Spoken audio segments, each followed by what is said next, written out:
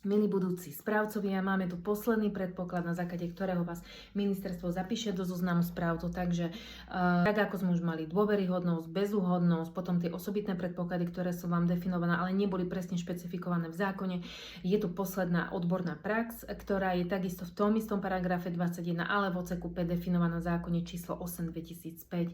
Takže odborná prax je prax fyzickej osoby, vykonávaná v oblasti práva alebo ekonómie, v trvaní aspoň 3 roky, ale pozor, až po ukončení ekonomického alebo právnického vysokoškolského vzdelania 2. stupňa.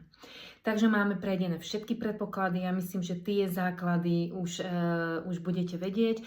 Ak by ste mali náhodou ešte nejaké iné informácie pri tom rozhodovaní, či ísť na odbornú prípravu alebo nie, pokojne ma kontaktujte, moje kontaktné údaje nájdete nižšie pod videjkom, takže sledujte môj profil a kedykoľvek môžete písať, ja vám rada odpoviem. Želám pekný deň.